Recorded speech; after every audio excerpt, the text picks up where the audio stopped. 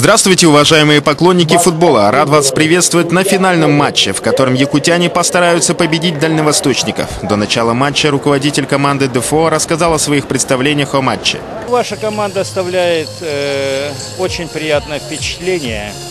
Команда хорошо сбалансирована, ровный такой состав и есть длинная скамейка.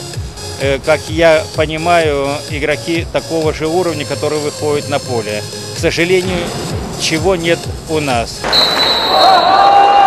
Судья матча Антон Анопко дает свисток, и начинается финальный матч между командами Республики Саха и Дальнего Востока. Обе команды сначала демонстрируют осторожную игру, нащупывают слабые места соперника. Только под конец первого тайма игра оживляется, появляются острые моменты. Наш футболист Никита Сухарьков после касания пробивает поворотом, но мяч угодил в игрока противоположной команды. Полузащитник Никита Сухарьков после очередного стремительного забегания передает пас Илье Шишкова, и тот проводит удар, но мяч взлетает в воздух высоко над воротами. К сожалению, на этом первый тайм завершился.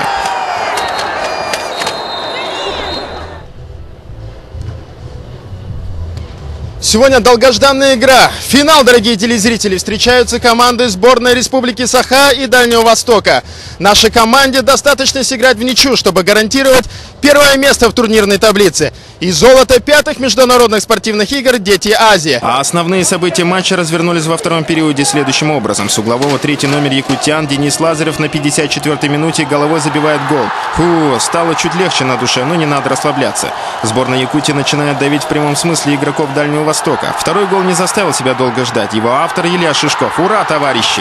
С этого момента игра полностью переходит в зону защиты. Немногочисленная, но шумная группа фанатов гостей старается вовсю поддержать свою команду.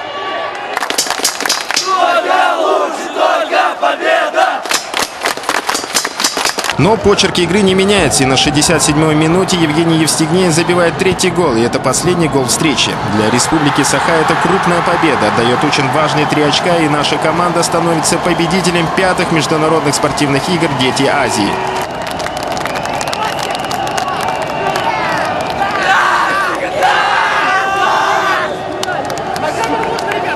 Среди ВИП-болельщиков на трибуне присутствовал президент республики Егор Борисов. По всему видно, что он ярый поклонник футбола и, конечно, сборной республики. Было волнение. Немножко не получилось то, что от них и как они умеют играть и так далее. Но второй тайм показал, расставил все точки над «и». Что на данный момент Республика Саха и Якутия сильнее всех команд, которые прибыли на этот турнир. Игра просто высший класс. Забили голы, выиграли. Я рад очень. Игра была очень великолепная. Я рад, что забил гол. Я рад, что у меня золото. Это все спасибо команде. Я очень рад за эту победу. Мы все счастливы.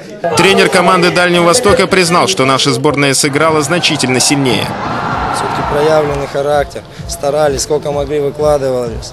Но соперник на данном этапе был лучше и заслуженно победил. После игры своими эмоциями поделился Евгений Ловчев, известный футболист, тренер, спортивный обозреватель газеты «Советский спорт». Футбол был красивый, голы забивались просто великолепные. Это все на фоне бесславного выступления сборной России в Польше. Когда я вручал приз одному из пацанов, он так скептически потом на мою просьбу посмотрел.